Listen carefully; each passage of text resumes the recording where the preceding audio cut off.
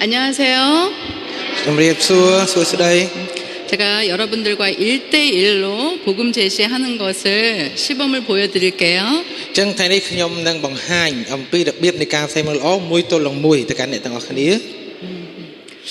안녕하세요.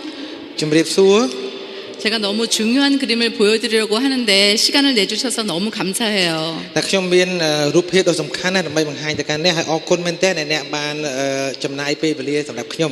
여기 이 그림을 보세요. 여기 이 그림을 보세요. 이 그림이 무슨 그림인지 아세요? 이 그림을 잘 보면 여기 형제님의 인생 문제가 들어있어요.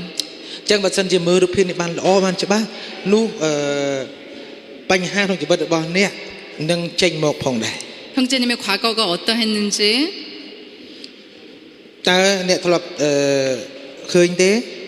현재 왜 이렇게 힘들게 살고 계신지, 그리고 아주 중요하게는 형제님의 미래가 어떻게 될지 정확하게 보여주는 그림이에요.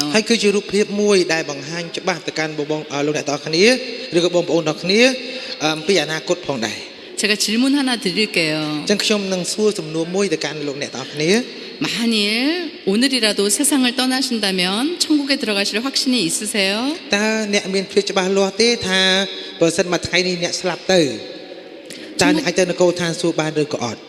천국에는 어떤 사람이 들어갈 수 있다고 생각하세요?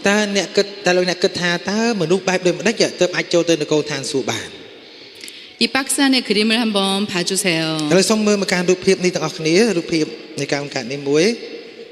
여기 세상을 창조하고 인간을 지으신 하나님의 오리지널 디자인이 잘 나타나 있어요.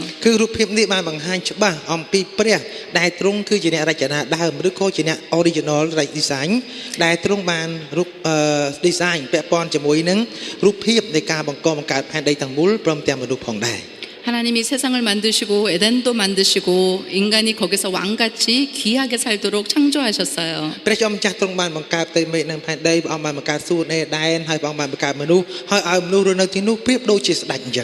하나님은 인간을 지으시고 기쁨의 복을 주시고 에덴 곧 기쁨이란 뜻인데요. 에덴에서 살게 하셨어요.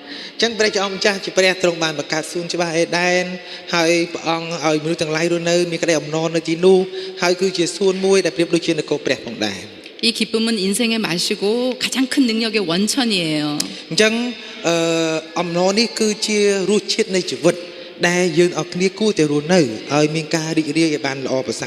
번성의 복을 주셨어요.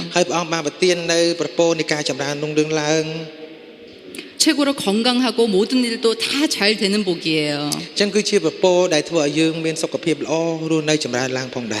형제님도 이 번성의 복을 꼭 누리시기 바래요. 그리고 부족함이 없는 부요의 복을 주셨어요.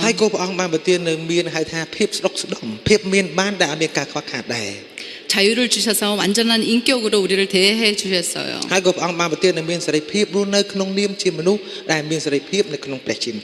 사랑의 복을 주셔서 서로 사랑하며 살게 하셨어요.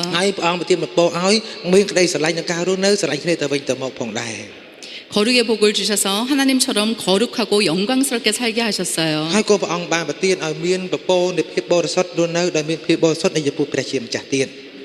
그리고 문제가 생기면 해결하고 잘못된 것을 바로잡아 고치는 왕권을 주셨어요.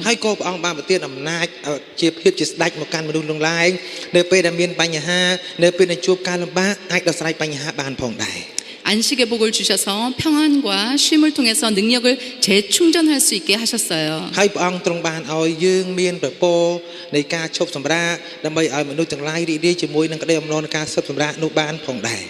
하나님과 교제하는 특별한 신분의 사람으로 지으셨어요.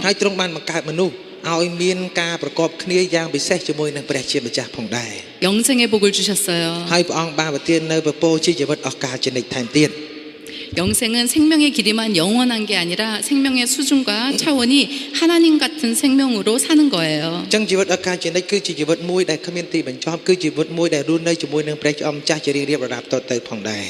중요한 10가지 복만 살펴봤는데요. 이 모든 복이 주어진 상태를 천국이라고 해요. អញ្ចឹងពាក់ព័ន្ធជាមួយនឹងប្រពោទាំង10យ៉ាងដែលខ្ញុំបានរៀបរាប់នេះបើយើងអាចរេបាននោះប្រៀបដូចជានគរឋានសួគ៌សម្រាប់យើងទាំងអស់គ្នាហើយ 그리고 이 주신 모든 복들을 누리고 사는 것이 바로 하나님의 오리지널 디자인이에요. អញ្ចឹងការដែលយើងរស់នៅដោយការរីករាយជាមួយនឹងប្រពោដែលទ្រង់បានឲ្យនេះគឺជាការរចនាដើមរបស់ព្រះសម្រាប់មនុស្សទាំងឡាយផងដែរ 형제님은 지금 이렇게 살고 계세요? អញ្ចឹងតើអ្នកទាំងអស់គ្នារស់នៅកន្លែងណាកន្លែងនេះ 만약 이렇게 살지 못한다는 것은 못하신다면 그건 정상이 아니에요. អញ្ចឹងបើសិនបើបងប្អូនទាំងគ្នាមិនបានរស់នៅតាមការនេះទេនោះមានថាម៉េចវាមិនមែនដូចប្រក្តីទេវាខុសពីប្រក្តីហើយ 사람들이 다 그렇게 못 사니까 당연한 거라고 생각하시면 안 돼요. អញ្ចឹងកុំឲ្យគិតថាអូរស់នៅមិនកើតទេរស់នៅខ្វះនេះខ្វះនោះជារឿងធម្មជាតិរបស់មនុស្សកុំឲ្យគិតអញ្ចឹងឲ្យសោះ 우리는 반드시 하나님의 오리지널 디자인을 회복해야 해요. អញ្ចឹងយើងនេះត្រូវតែចាំថាយើងគឺជាមនុស្សដែលព្រះម្ចាស់ឲ្យរស់នៅឲ្យបានត្រឹមត្រូវទៅតាមការរចនាដើមរបស់ព្រះជាម្ចាស់ 하나님은 우리에게 천국의 복을 주셨는데 문제가 생겼어요. ព្រះម្ចាស់ទ្រង់បានប្រទានឲ្យយើងមានប្រពោដែលនៅឱកាសជានិច្ចហើយប៉ុន្តែក៏មានបញ្ហាកើតឡើង 인간이 마귀의 시험에 빠져 죄를 짓고 생명의 하나님과 분리되고 단절되었어요. អញ្ចឹងមនុស្សទាំងឡាយចាប់ផ្ដើមរស់នៅដោយមានការធ្វើអំពើបាបហើយចាប់ឡើងឃ្លាតឆ្ងាយចេញពីព្រះជាម្ចាស់ផងដែរ 성경을 보면 뱀으로 상징된 사단이 인간을 시험했어요. អញ្ចឹងបើយើងមើលនៅក្នុងផ្ទៃទូព្រះអង្គគឺសាតាំងបានវាខ្លាយជារូបពស់ហើយវាបានលបួងមនុស្សផងដែរ 인간은 사단의 시험을 이길 수 있는 왕권이 있었는데 사단을 물리치지 않고 사단의 시험에 빠져서 죄를 범하고 말았어요. អញ្ចឹងមនុស្សគឺគាត់អាចមានអំណាចអំណាចជាស្ដេចអាចឈ្នះសាតាំងបានប៉ុន្តែក៏អាចបានប្រើទេគាត់មិនបានរីករាយជាមួយអំណាចដែលព្រះអង្គបានប្រទានឲ្យធ្វើជាស្ដេចនោះទេតែបែរជាចាញ់ការលបួងឲ្យសាតាំងទៅវិញ 죄는 하나님을 의심하고 불신하는 거예요. អញ្ចឹងនិយាយថាអំពើបាបគឺជាការដែលយើងសង្ស័យនឹងព្រះព្រមទាំងមិនគោរពបង្គាប់ព្រះ 하나님을 의심하고 거역하고 오히려 마귀의 말에 순종해서 그의 마귀의 종이 되어 버렸어요. អញ្ចឹងដោយសារតែមានការសង្ស័យជាមួយនឹងព្រះអត់ស្ដាប់តាមព្រះបន្ទូលបង្គាប់របស់ផងព្រះបែរជាទាស់ជាមួយនឹងព្រះហើយស្ដាប់ពីសម្ដីរបស់ពស់ដែលជាចុងក្រោយធ្វើឲ្យគាត់ខ្លាយជាអ្នកបម្រើឬជាទាសកររបស់សត្វពស់នៅផងដែរ 죄는 인격적인 관계를 단절시키고 분리시키는 결과를 가져와요. ដូច្នេះហើយបានជានាំឲ្យពស់នោះវាបានបង្កើតឲ្យមានការញែកគ្នាចេញរវាងមនុស្សហើយនិងព្រះចេញពីគ្នាទៅ 아이들이 죄를 지으면 부모의 눈 밖으로 피해 다니는 것처럼 인간이 죄를 지어서 생명과 복의 근원이신 하나님과 분리되고 끊어져 버렸어요. អញ្ចឹងដូចជាក្មេងៗដែលគាត់ធ្វើខុសជាមួយនឹងពុកម្ដាយគាត់តែងតែព្យាយាមកិច្ចពីគាត់កិច្ចវេះពីគាត់អញ្ចឹងដូចគ្នាដែរយើងជាមនុស្សនៅពេលដែលខុសធ្វើបាបខុសជាមួយនឹងព្រះយើងតែងតែព្យាយាមកិច្ចចេញពីព្រះជាម្ចាស់ដោយធ្វើឲ្យខ្លួនឃ្លាតឆ្ងាយចេញពីព្រះ 인간이 죄를 범해 하나님과 단절되자 모든 복은 사라지고 반대로 저주가 왔어요. អញ្ចឹងបន្ទាប់ពីមនុស្សធ្វើអំពើបាបបានធ្វើឲ្យពពកបានសាបលៀបទៅប៉ុន្តែបានត្រឡប់មកវិញគឺជាបណ្ដាសាមកកាន់មនុស្ស 나무가 뿌리에서 잘리고 단절될 때 생명이 죽고 꽃과 잎이 시드는 것과 같아요. អញ្ចឹងដូចជាដើមឈើកាលណាដែលជាប់ជាមួយនឹងឫសនោះវាអាចបង្កើតផលបានអញ្ចឹងដូចគ្នាដែរបើសិនបើយើងឃ្លាតឆ្ងាយចេញពីព្រះម្ចាស់នោះយើងនឹងបាត់បង់ជីវិតដូចតែគ្នាដែរទេ 인간이 죄로 인해 하나님과 분리되고 단절되자 기쁨 대신 슬픔이 왔어요. អញ្ចឹងដូចជានៅពេលដែលមនុស្សធ្វើអំពើបាបគឺបានត្រឡប់ទៅវិញគឺទុយពីទទួលបានអំណរទៅទទួលបាននូវភាពសោកសៅ 번성 대신 저주와 질병이 ហើយ 왔어요. ទុយពីការចំណានរុងរឿងឡើងខ្លាយទៅជាមានបណ្ដាសានិងជំងឺ 죄 때문에 부요 대신 가난해졌어요. ហើយដោយសារតែអំពើបាបបានធ្វើឲ្យផុតពីភាពមានបានខ្លាយទៅជាភាពក្រីក្រទៅវិញ 물질이 없는 가난도 고통스럽지만 가지고 있으면서도 만족이 없는 정신적인 가난은 더 불행한 거예요. ហើយមួយទៀតគឺធ្វើឲ្យមនុស្សដែលមានចេះហៅថា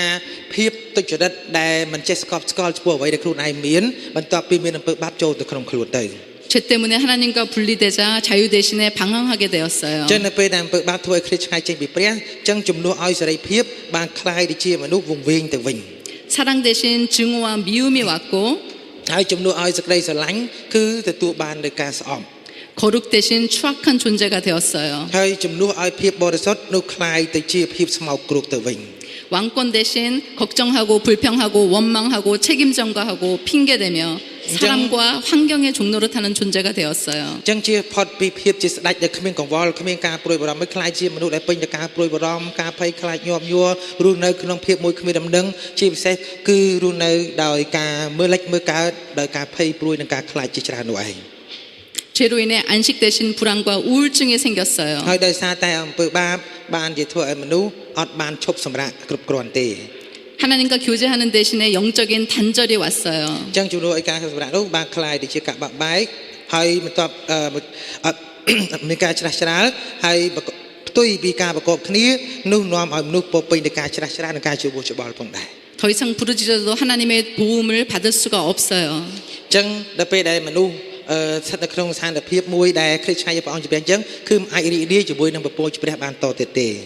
죄 때문에 하나님과 단절되자 영생 대신에 죽음과 심판이 오게 ហើយ 되었어요. ដោយសារតែមនុស្សមានអំពើបាបភ្លេចឆ្ងាយដាច់ចេញពីព្រះធ្វើឲ្យបាត់បង់ជីវិតឱកាសជានិច្ចឲ្យคล้ายទៅជាទទួលនៅសេចក្តីស្លាប់ព្រមទាំងការជំនះផងដែរ 하나님과 단절되어 사는 이런 상태를 지옥이라고 해요. ចឹង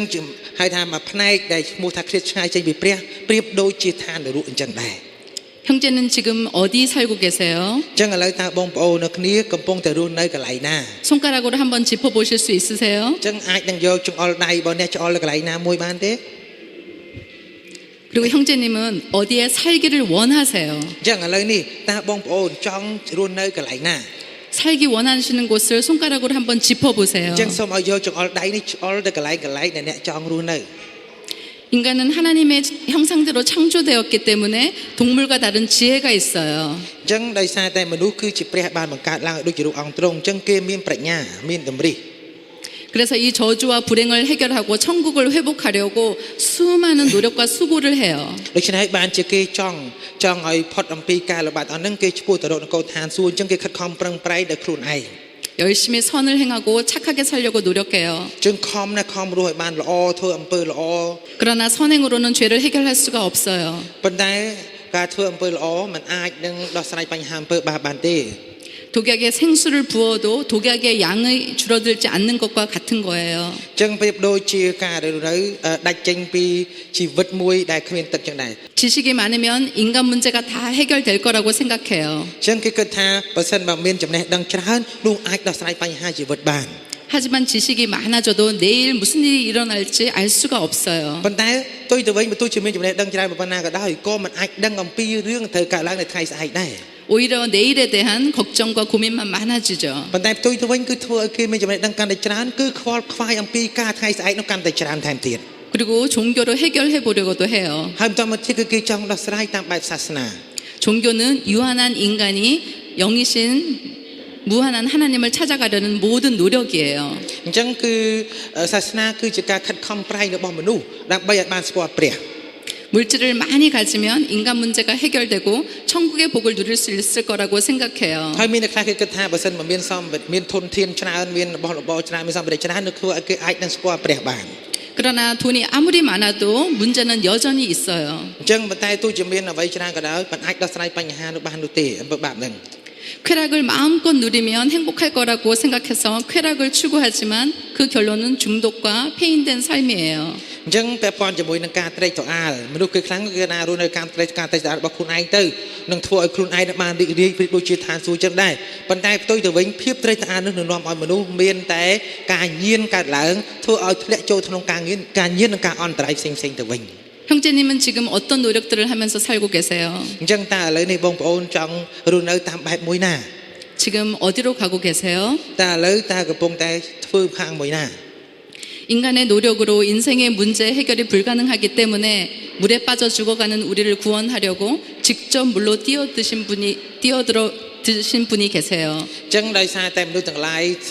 ត្រូវស្លាប់ដោយសារអំពើបាបប្រៀបដូចជាមនុស្សដែលកំពុងតែលងទឹកអត់មានអ្នកជួយចឹងដែរបានជាព្រះចោមម្ចាស់មានមនុស្សមានមួយអង្គដែលត្រៀមក្នុងការសង្គ្រោះយ៉ាងបន្ទាន់ចំពោះមនុស្សដែលកំពុងតែធ្លាក់ចូលទៅក្នុងទឹកហ្នឹង 하나님께서는 우리를 사랑하셔서 우리에게 특별한 방법으로 해결의 길을 열어주셨어요. ចឹងព្រះចោមម្ចាស់ទ្រង់ស្រឡាញ់មនុស្សលោកដល់ម្លេះបានជាទ្រង់បានបើកនៅប្រហាតីដ៏កក់ក្ដៅបំផុងទ្រង់យ៉ាងខ្លាំងមែនទែនដើម្បីត្រៀមនៅក្នុងការជួយ បញ្ហាអំពើបាបនិងជួយសង្គ្រោះដល់មនុស្សផងដែរ 우리에게 구원자를 보내주셨어요. គឺព្រះអង្គបានប្រទាននៅអ្នកសង្គ្រោះមកកាន់យើងទាំងអស់គ្នា 하나님이 보내주신 구원자는 예수 그리스도 하나님의 아들이세요. អញ្ចឹងអ្នកដែលព្រះអង្គប្រទានមកដើម្បីជួយសង្គ្រោះយើងទាំងគ្នាគឺជាព្រះយេស៊ូវគ្រីស្ទជាព្រះជាបុត្រានៃព្រះ 물에 빠져 죽어가는 사람에게 밧줄만 던져준 게 아니라 직접 뛰어 들어오셨어요. អញ្ចឹងអ្នកព្រះអង្គមិនបានត្រឹមមិនមែនគ្រាន់តែបោះពងដើម្បីជួយសង្គ្រោះមនុស្សដែលកំពុងតែលិចទឹកនោះទេគឺព្រះអង្គយាងទៅផ្ទាល់ដើម្បីស្រង់គេមកតែម្ដង 그만큼 위급하고 나를 사랑하신다는 뜻이에요. នេះឯងគឺជាអត្ថន័យបង្ហាញថាព្រះអង្គមានក្តីស្រឡាញ់ដែលអស្ចារ្យដែលរកថ្លៃមិនបាន 예수님은 이 세상에 오셔서 자기가 길이고 진리고 생명이라고 하셨어요. អញ្ចឹងព្រះយេស៊ូវព្រះអង្គបានយាងមកលើផែនដីនេះព្រះអង្គមានបន្ទូលថាទ្រង់ជាផ្លូវជាសេចក្តីពិតហើយជាជីវិតផងដែរ 길은 아버지께로 가는 길이에요. ហើយគឺជាផ្លូវដ៏ពិត 진리란 인간이 해결하지 못하는 모든 문제에 대한 해답이에요. គឺព្រះអង្គគឺជាសេចក្តីពិតដែលអាចនឹងដោះស្រាយក៏ទាំងបញ្ហាជីវិតរបស់មនុស្សទាំងឡាយដែលគេរកមិនឃើញអាចនឹងរកឃើញនៅក្នុងទ្រង់ទាំងអស់ផងដែរ 생명이란 영원한 생명이에요. អញ្ចឹងជីវិតពេលថាជីវិតគឺជាជីវិតដែលនៅអស់កល 예수님이 우리를 위해서 하신 가장 중요한 일은 십자가에서 죽으신 거예요. អញ្ចឹងការងារដែលសំខាន់បំផុតដែលព្រះយេស៊ូវបានធ្វើសម្រាប់យើងដល់គ្នាគឺការសគត់នៅលើឈើឆ្កាង 십자가에서 마지막으로 다 이루었다 하시고 죽으셨어요. ហើយព្រះអង្គម្ចាស់ព្រះយេស៊ូវមុនពេលព្រះអង្គសគត់ទ្រង់មានបន្ទូលថាទាំងអស់បានសម្រេចហើយបានព្រះអង្គសគត់ 헬라어로는 테텔레스타이 값을 다 치루었다 대가를 지불했다라는 말이에요. អញ្ចឹងភាសាហេព្រើរហៅថា Hellas ស្អីទេមិញព្រះថាមានន័យថាបានសម្រេចទាំងអស់គ្រប់ទាំងថ្លៃអស់ត្រូវបានសងហើយលែងកណនីរួចរាល់អស់ហើយ 무슨 대가를 치르셨죠? អញ្ចឹងតើព្រះអង្គបានសងថ្លៃអ្វីចំពោះយើងទាំងអស់គ្នា 인간이 죄를 범해서 하나님과 단절되고 모든 저주와 죽음과 심판당할 죄값을 자기의 피 흘려 죽으심을 통해서 지불하셨어요. គឺព្រះអង្គជាព្រះបានសងថ្លៃនៃអំពើបាបអំពើទុច្ចរិតការប្រព្រឹត្តរំលងនិងសេចក្តីស្លាប់ព្រមទាំងអ្វីផ្សេងៗសម្រាប់យើងទាំងអស់គ្នាផងដែរ 인간의 죄값을 대신 담당하고 해결하신 거예요. គឺព្រះអង្គជាព្រះទ្រង់ទទួលជំនួសព្រមទាំងដោះស្រាយបញ្ហាអំពើបាបរបស់យើងទាំងអស់គ្នា 이제 우리에게 구원의 길이 열렸어요. ឥឡូវនេះគឺព្រះអង្គបានបើកផ្លូវនៃសេចក្តីសង្គ្រោះសម្រាប់យើងហើយ 그럼 어떻게 그 구원을 받을 수 있을까요? អញ្ចឹងតើធ្វើយ៉ាងដូចម្តេចទើបអាចទទួលបានសេចក្តីសង្គ្រោះនោះ 요한복음 1장 12절에는 영접하는 자 곧 그 이름을 믿는 자들에게는 하나님의 자녀가 되는 권세를 주셨다고 말씀하셨어요. អញ្ចឹងព្រះចောင်းចាស់មានបន្ទូលក្នុងព្រះគម្ពីរយ៉ូហានចំពុក1ខ12ថាប៉ុន្តែអស់អ្នកណាដែលទទួលទ្រង់គឺអស់អ្នកដែលជឿដល់ព្រះនាមទ្រង់នោះទ្រង់បានប្រទានអំណាចបានត្រឡប់ជាកូនព្រះ 예수님을 구원자로 믿어야 해요. អញ្ចឹងត្រូវតែជឿថាព្រះយេស៊ូវគឺជាព្រះអង្គសង្គ្រោះ 믿는 것이 영접하는 거예요. អញ្ចឹងការជឿគឺត្រូវទទួល 영접하는 것이 믿는 거예요. ហើយការទទួលគឺជាការជឿនេះឯងអាមែន 요한계시록 3장 20절에서 볼지어다 내가 문 밖에 서서 두드리노니 누구든지 내 음성을 듣고 문을 열면 내가 그에게로 들어가 그와 더불어 먹고 그는 나로 더불어 먹으리라 하셨어요. ចឹងក្នុងព្រះគម្ពីរវិវរណៈចំពុក3ខ20បានចែងថាមើលអញចូលនៅមាត់ទ្វារទាំងគួរបើអ្នកណាឮសំឡេងអញហើយបើកទ្វារឲ្យនោះអញនឹងចូលទៅឯអ្នកនោះអញនឹងបរិភោគជាមួយនឹងអ្នកនោះហើយអ្នកនោះជាមួយនឹងអញដែរ 영접하는 것은 영생 주시는 예수님께 내 마음과 인생의 문을 여는 거예요. គឺនៅព្រះអង្គចាស់ព្រះយេស៊ូវដែលព្រះអង្គជាព្រះដែលប្រទានជីវិតមកកាន់យើងដល់គ្នាគឺព្រះអង្គនឹងចូលទៅកាន់អ្នកទាំងឡាយណាដែលបានបើកទ្វារទទួលយកទ្រង់ផងដែរ 그러면 예수님이 들어오세요. ឥឡូវនេះព្រះយេស៊ូវព្រះអង្គបានយាងចូលមកក្នុងចិត្តហើយ 그리고 예수님의 생명으로 살게 해주세요. គឺព្រះអង្គនឹងជួយឲ្យអ្នកនោះរស់នៅដោយជីវិត 요한복음 5장 24절에는 내가 진실로 진실로 너희에게 이르노니 누구든지 내 말을 듣고 또 나 보내신 이를 믿는 자는 영생을 얻었고 심판에 이르지 아니하나니 사망에서 생명으로 옮겼느니라 하셨어요. ចឹងនៅព្រះគម្ពីរយ៉ូហានចំពុក5ខ24បានចែងថាប្រកាសមែនខ្ញុំប្រាប់អ្នករាល់គ្នាជាប្រកាសថាអ្នកណាដែលស្ដាប់ពាក្យខ្ញុំហើយជឿដល់ខ្ញុំដល់ព្រះអង្គដែលចាត់ឲ្យខ្ញុំមកអ្នកនោះនឹងមានជីវិតនៅអស់កលជានិច្ចហើយមិនត្រូវជំនុំជម្នះឡើយគឺបានកន្លងហួសពីសេចក្តីស្លាប់ទៅដល់ជីវិតវិញ 이 말씀을 듣고 믿는 사람은 그 순간 영생을 얻었고 심판에 이르지 않고 사망에서 생명으로 옮겼다고 하셨어요. ចឹងព្រះអង្គមានបន្ទូលថាអ្នកទាំងឡាយដែលបានស្ដាប់ឮហើយព្រមទទួលនោះនឹងទទួលបានជីវិតអស់កលជានិច្ចហើយមិនមែនត្រឹមតែទទួលបានជីវិតអស់កលជានិច្ចទេគឺមិនត្រូវជំនះឡើយមិនហើយក៏មិនត្រូវស្លាប់ដែរតែឆ្ពោះទៅរកជីវិតនៅអស់កលជានិច្ចផងដែរ 형제님 예수 그리스도를 구세주로 믿고 영접하기 원하세요? តើអ្នកចង់ទទួលជឿព្រះយេស៊ូវជាព្រះអង្គសង្គ្រោះទេ 형제님은 어디에 살기를 원하세요? តើបងប្អូនចង់រស់នៅកន្លែងណា 손가락으로 한번 짚어보세요. ឥឡូវសូមដាក់ឆ្អុលម្រាមដៃទៅកន្លែងដែលអ្នកចង់រស់នៅ 손가락으로 한번 짚어보세요. សូមដាក់ម្រាមដៃចុចនៅកន្លែងដែលអ្នកចង់នៅ 형제님이 예수님을 구세주로 믿고 영접하기 원하신다면 먼저 형제님의 죄를 인정하고 회개하세요. អញ្ចឹងបើសិនជាបងប្អូនចង់ទទួលជឿដល់ព្រះយេស៊ូវគ្រីស្ទគឺត្រូវតែលន់តួទៅកាន់ព្រះជាម្ចាស់ជាមុនសិន 나에게 구원이 필요하다고 고백하면서 기도로 예수님을 영접하세요. សូមឲ្យទទួលទៅការលន់តួទៅកាន់ព្រះជាម្ចាស់ព្រះយេស៊ូវថាខ្ញុំជាមនុស្សមានបាប 이 시간 기도로 예수님을 영접하실 수 있어요. អញ្ចឹងនៅពេលនេះអ្នកអាចទទួលការអធិដ្ឋានទទួលព្រះយេស៊ូវបាន 여기 적혀 있는 영접 기도를 진심으로 마음을 담아서 읽으면서 기도하시기 바래요. អញ្ចឹងខ្ញុំសង្ឃឹមថាអ្នកនឹងអាននៅអក្សរនៅការអធិដ្ឋាននៅកន្លែងនេះដើម្បីទទួលយកព្រះយេស៊ូវផងដែរ 같이 읽을까요? ឥឡូវសូមអានទាំងអស់គ្នា 주 예수님, អានទាំងអស់គ្នា1 2 3 주 អោព្រះអង្គ 예수님, ចាស់ 나는 ព្រះអង្គ 주님을 សួយ 믿기 원합니다. 십자가에서 죽으심으로 내 모든 소음 죄와 어브레콘 죄의 다의 결과로 오는 트롱바서 꽃 저주와 레체스카 심판을 또 나를 tua 대신하여 rạp rong 담당해 ông 주시니 bơ báp rồi bó 감사합니다. tu bằng cúng 그리고 nâng tờ tu 부활하심으로 bằng đa xa 영원한 ca chỉ đơn 생명을 chùm rẽ 주시니 đai chia là tập hòn này 감사합니다. ông bơ báp nú 이 시간 chùm nuốt tu bằng 나는 cúng 회개하며 xôm 내 rẹp 마음의 xôm 문을 ôm đã 열고 cún đại 예수님을 trung ban 나의 miên 구주, để chôn 내 rùa là 인생의 vĩnh 주인이신 hỏi pro 하나님으로 tiên chỉ vật 영접합니다. ở ca chỉ đích một tu bằng 내 cúng 모든 죄를 nơi 용서해 bên 주시고 đi tu 영생을 bằng cúng 주옵소서. cài trái chất 나를 nâng bao 다스려 thuê tờ tu 주시고 나를 주님이 rung chất tờ 원하시는 tu 사람으로 만들어 주옵소서. 예수님 이름으로 ហើយនឹងព្រះអង្គ 기도드립니다. បងចាស់ជីវិតនៃទូលបង្គំសូម អាមែន ទ្រង់អត់ទោសអំពើបាបទាំងអស់របស់ទូលបង្គំនិងសូមប្រទានជីវិតអស់កាលជានិច្ចមកទូលបង្គំសូមទ្រង់សោយរាជលើទូលបង្គំនិងកែច្នៃទូលបង្គំឲ្យคล้ายជាមនុស្សដែលទ្រង់សពព្រះハរតីទូលបង្គំអធិដ្ឋានក្នុងព្រះនាមព្រះយេស៊ូវគ្រីស្ទអាមែន 아멘. 형제님은 지금 어디에 속해 계세요? 손가락으로 짚어보실 수 있으세요? ឥឡូវបងប្អូនតើបងប្អូនឥឡូវដឹងខ្លួនឯងនៅកន្លែងណាទេសូមអាចយកដៃច្អល់របស់អ្នកចុចនៅកន្លែងច្អល់នៅកន្លែងដែលអ្នកចង់រស់នៅ 예수님은 어디에 계세요? តើឥឡូវព្រះយេស៊ូវគង់នៅឯណា 내 마음속에 នៅ 네. ក្នុងចិត្ត 예수님이 너를 천국에 들어가게 할 이유가 뭐냐고 물으신다면 뭐라 대답하시겠어요? អញ្ចឹងបើសិនជាគេសួរថាតើព្រះជាម្ចាស់ព្រះយេស៊ូវគ្រីស្ទចង់ឲ្យអ្នកទៅនគរឋានសួគ៌ដោយសារហេតុអីតើឆ្លើយទៅគេថាម៉េចទៅ 예수님을 구세주로 믿음으로 영접해서 គឺដោយសារតែខ្ញុំបានទទួលព្រះយេស៊ូវគ្រីស្ទជាព្រះអង្គសង្គ្រោះនៃទូលនៃខ្ញុំហើយទើបខ្ញុំអាចទៅនគរឋានសួគ៌បាន